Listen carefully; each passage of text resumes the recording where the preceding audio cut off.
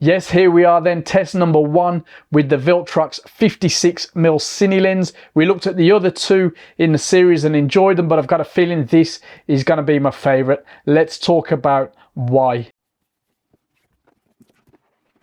Greeted, as always, by a nice little baggie there. Instruction manual in a couple of languages.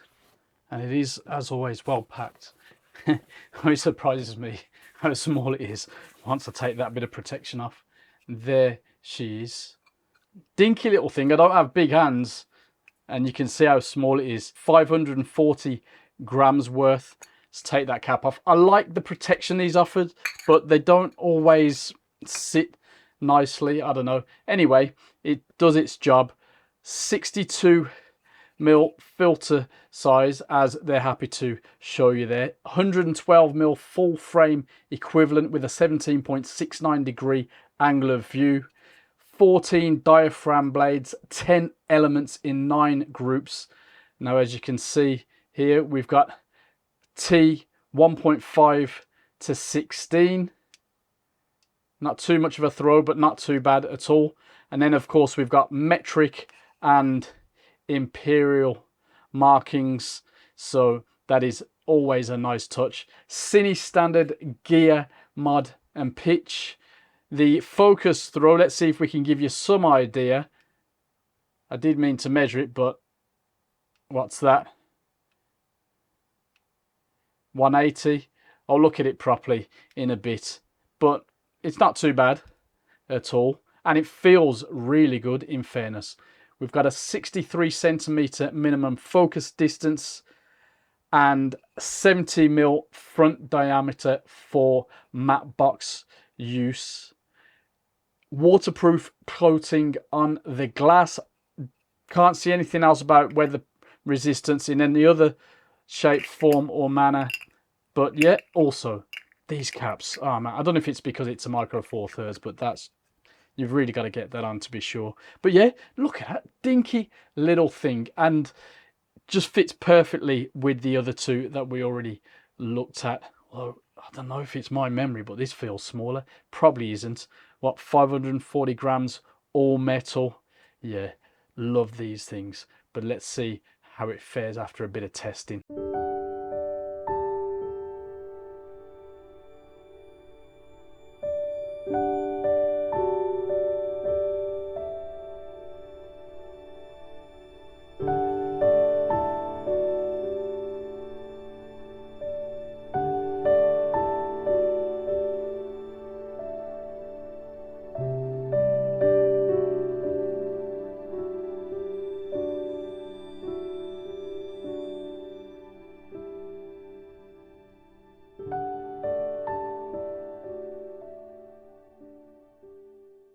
After giving this a thorough run through over the last month or so, I have to say I really enjoy shooting with this lens when it comes to build and handling.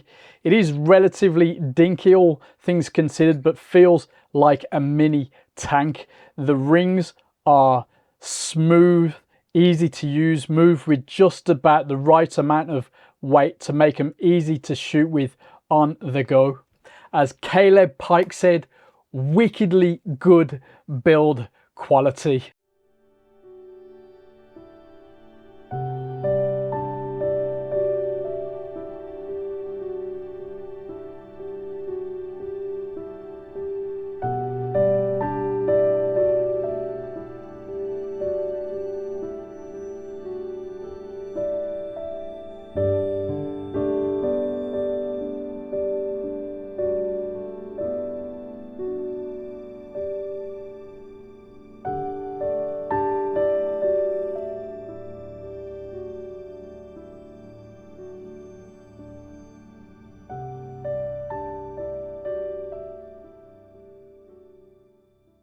It's very difficult to get zero focus breathing at this end of the market, but I am quite impressed with the lens on this front.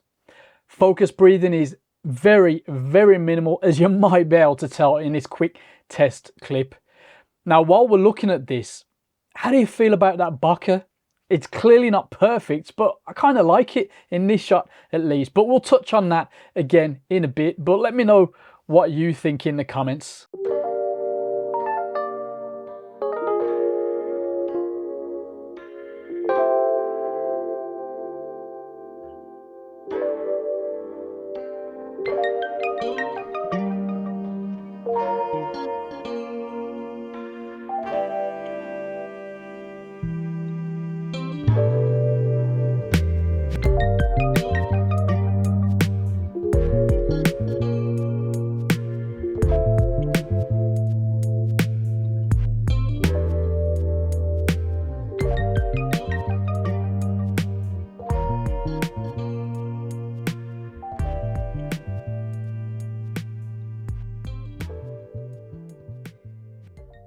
Sharpness is basically very good with this lens. It's naturally softer wide open, but stop down to around T4 and you'll get the best.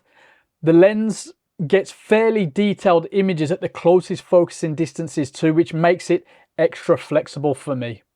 Color rendering and contrast are both quite good, not standout, but it's very, very usable. Now, shooting wide open, chromatic aberration is probably the most noticeable flaw in the image quality with this one, and you'd have noticed it right from the start in our very rough and ready intro test clip.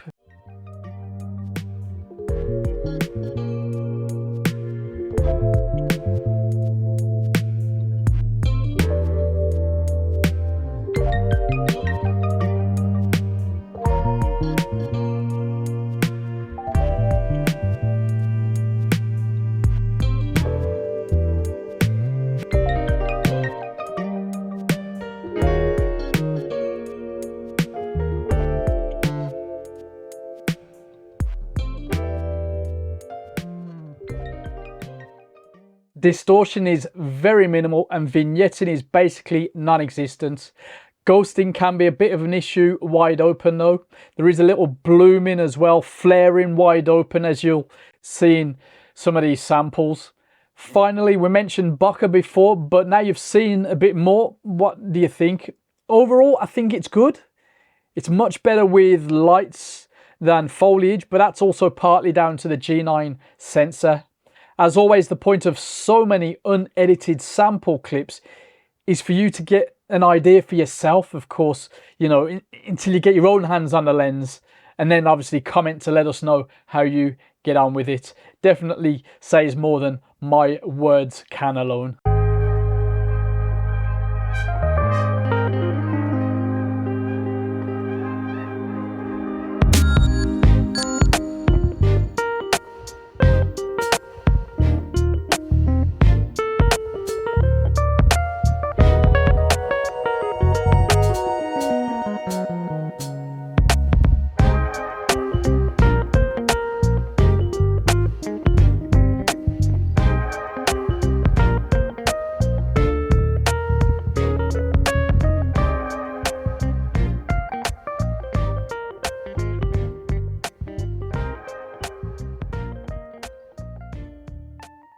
At the time of recording, it's going for around £444–45, and in fairness, I think that's a good price. The lens is very well built, pretty compact, yet weighty. The rings are nice to use, and the image quality is pretty good. A good blend of character in the highlights and detail throughout with pretty decent colors. Now, as I said, fantastic work from Viltrox. I enjoyed this one a tiny bit more than the 23 and the 33 that we looked at, but they are perfect as a set. I'd love to see the set on Fujifilm X mount, of course, but there's no news on that front. You know, they are made for APS-C E mount, so why not? But there you go. Anyway, over to you in the comments. I'll see you there.